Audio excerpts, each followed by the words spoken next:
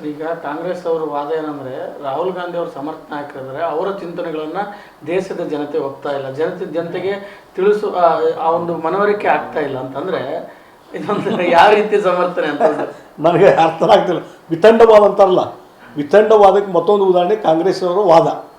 ರಾಹುಲ್ ಗಾಂಧಿಯವ್ರ ವಿಚಾರಗಳನ್ನು ಅವ್ರ ಬೇಸಿಕ್ಸ್ ಏನದಾವೆ ಜನತೆ ಅರ್ಥನ ಮಾಡ್ಕೊಳ್ಳಿಕ್ಕೆ ಆಗಿಲ್ಲ ಅಂತಂದರೆ ಇನ್ನು ರಾಹುಲ್ ಗಾಂಧಿ ಯಾವ ರೀತಿ ವ್ಯಕ್ತಿತ್ವ ಇರ್ಬೋದು ನೀವು ಅರ್ಥ ಮಾಡ್ಕೊಡ್ರಿ.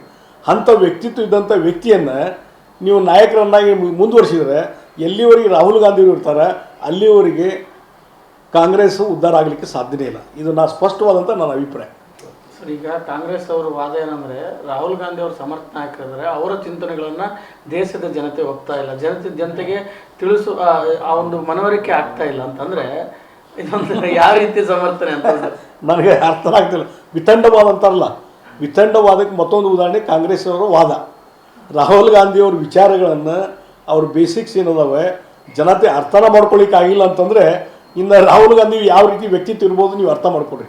ಅಂಥ ವ್ಯಕ್ತಿತ್ವ ಇದ್ದಂಥ ವ್ಯಕ್ತಿಯನ್ನು ನೀವು ನಾಯಕರನ್ನಾಗಿ ಮುಂದುವರಿಸಿದರೆ ಎಲ್ಲಿವರೆಗೆ ರಾಹುಲ್ ಗಾಂಧಿಯವರು ಇರ್ತಾರೆ ಅಲ್ಲಿವರೆಗೆ ಕಾಂಗ್ರೆಸ್ ಉದ್ಧಾರ ಆಗಲಿಕ್ಕೆ ಸಾಧ್ಯನೇ ಇಲ್ಲ. ಇದು ನಾ ಸ್ಪಷ್ಟವಾದಂಥ ನನ್ನ ಅಭಿಪ್ರಾಯ.